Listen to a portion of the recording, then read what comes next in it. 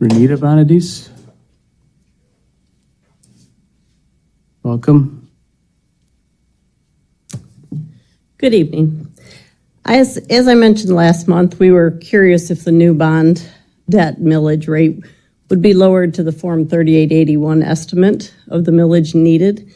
The rate shown was 2.19 on that form, and I see from looking at the agenda packet that the district is proposing to keep the rate at the 2.50 that was levied last year on the bond debt.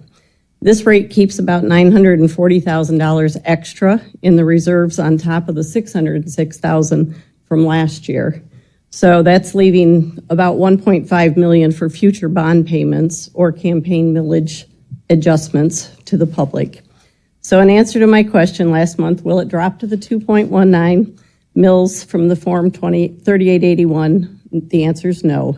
It seems the district's still not building trust and transparency, yet this board and administration continue to make those claims as you approach the next bond. Another item in the agenda packet is the anticipated staffing and student enrollment levels. I don't remember hearing how MPS experienced a 1.6% decrease in enrollment this current school year of 442 students at any of the board meetings. That's a significant number compared to the projection that we heard a year ago. And this year, the projection, is 41. That number doesn't seem to reflect any potential impact of a charter school moving into the area that is going to be a K-6. And I noticed that the number of teachers is increasing by 10, even with the student count going down. It's a 4.9% less than when the district in 2008-9 had 1,730 more students. So there are a significant number of parapros being hired as well for next year. It's a 31% increase over the 2009 when our, again, enrollment was much higher. And finally, the pre-primary is dropping from 14 to 8 for staffing. I'm curious why the big drop of 42% for this next year. I thought on the last bond campaign, the community was told we need lots of classrooms through all the elementary buildings for this age group. So that free pre-K was the future to say, but I'm just curious what changed. Bottom line, the district has shrunk by almost 20% since the 2008-9 school year, yet staffing was 888 back then, and it is projected to be 885 next year. So I guess I can't see why the district, I can see why the district with the 75 to 80% funding going to staff and salaries, there's not much left for buildings because our staffing is at a level that required a much higher student body. So how does the board plan to close this gap? Thank you. Thanks, Renita. Joe Bonadis.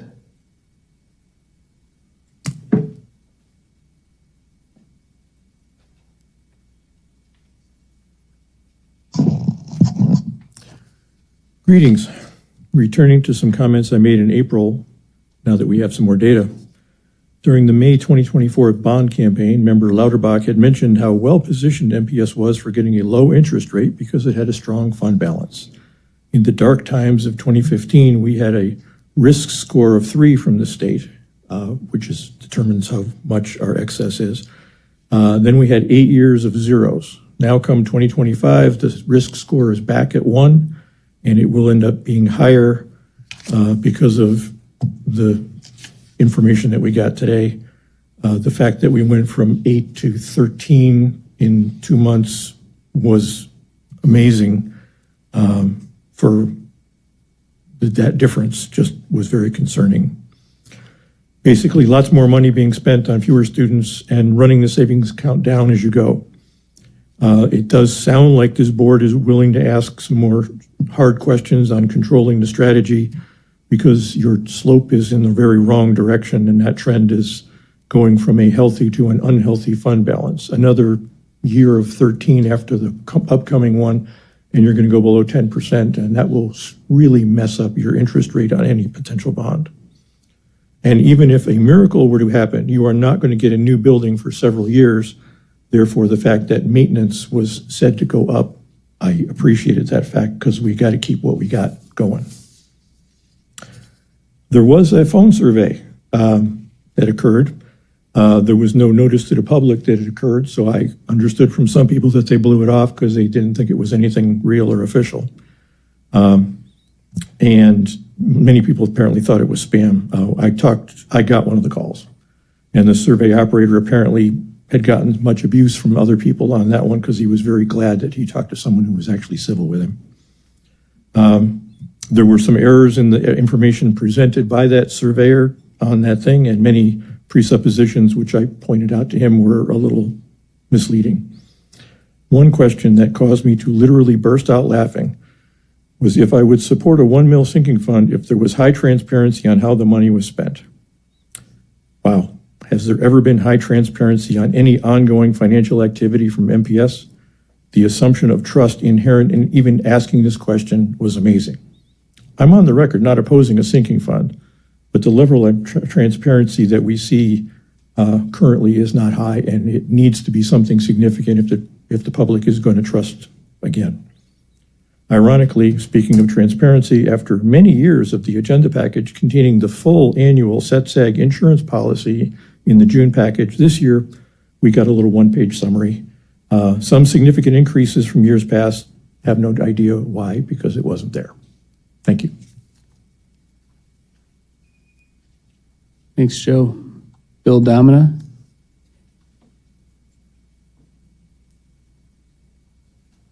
Welcome, Bill.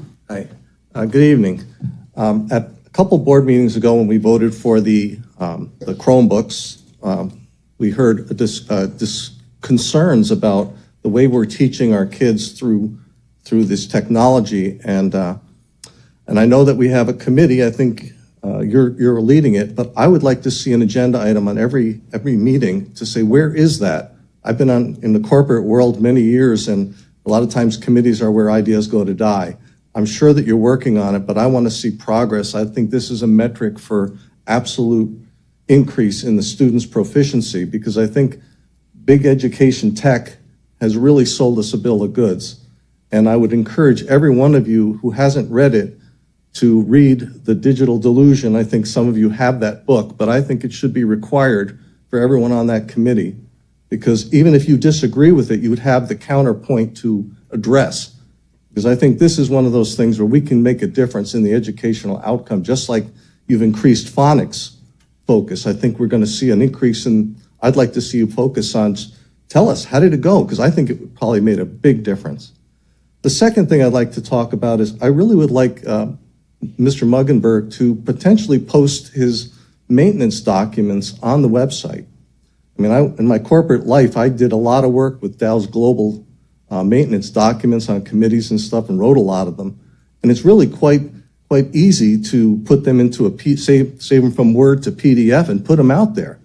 I mean, you might find that there are people with a lot of experience that says, hey, wait a minute, I can probably save you a lot of money in this case because of my experience. That was right with all kinds of people with experience.